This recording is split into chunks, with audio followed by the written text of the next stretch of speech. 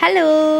তো আজকে এখন সকাল সকাল উঠে রেডি হয়ে গেছি, যাচ্ছি এখন বাপের বাড়ি। কারণ গতকালকে আর আমার যাওয়াই হয়নি বাপের বাড়িতে, এত বৃষ্টি হচ্ছিল যে বৃষ্টিতে আটকেছিলাম। তো সকাল থেকে আজকে ওয়েদার খুব ভালো ছিল, তো রেডি সেডি হয়ে চলে এসেছি ফার্স্ট এখানে দাদার দোকানে আজকে বিশ্বকর্মা পুজো হয়েছে। তো ওখানে প্রসাদ খেয়ে তারপর চলে আসলাম বাড়িতে। আর এসে বাড়িতে আজকে আমার রান্নার ডিউটি পড়েছে।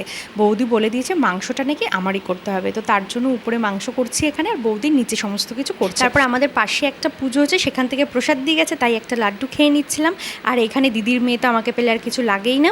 তো যাই হোক, আর এই দেখো আমার মাংসটা কিন্তু হয়েই গেছে, দারুণ কিন্তু দেখতে হয়েছে। তারপর দুপুরের খাবার দাবার গুছিয়ে নিয়ে বসে পড়েছি, চিকেন, রাইস আর হচ্ছে খেজুর আমসত্ত্ব চাটনি, মিষ্টি আর স্যালাড, পাঁপড়। এটাই ছিল আজকের মেনু। তো দুপুরের খাওয়া দাওয়াটা তো দারুণ হলো, যদিও উপরে বসেই খেয়েছি আমি, যেহেতু শরীরটা একটু খারাপ, নিচে নামতে পারিনি। আর সন্ধ্যায় হয়েছে মায়ের বার্থডে সেলিব্রেশন। বড় ভ্লগ কিন্তু আসছে, দেখতে ভুলো না। ততক্ষণ টাটা।